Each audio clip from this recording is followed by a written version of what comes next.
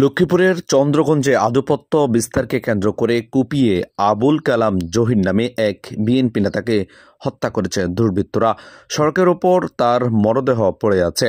মরদেহের পাশে গুলির খোসা দেখা গেছে।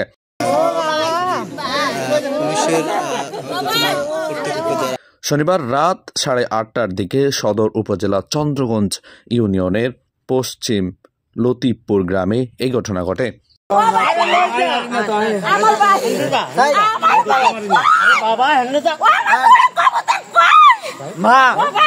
নিহত জহির চন্দ্রগঞ্জ ইউনিয়নের 4 নং ওয়ার্ড বিএনপির সাধারণ সম্পাদক।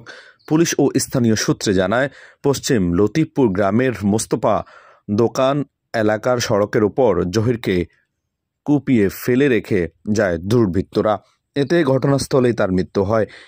একসময় জহির মাদক ব্যবসা ও মাটির ব্যবসার সঙ্গে জড়িত ছিল।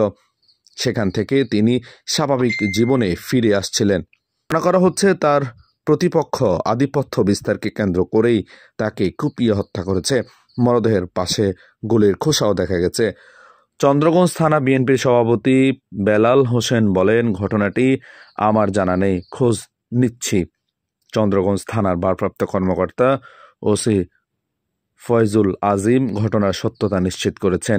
তিনি বলেন, খবর পেয়ে আমরা ঘটনাস্থল এসেছি। জহিরকে হত্যা করা হয়েছে। কে বা কারা কারণে ঘটনাটি ঘটেছে তা বলতে পারেননি তিনি।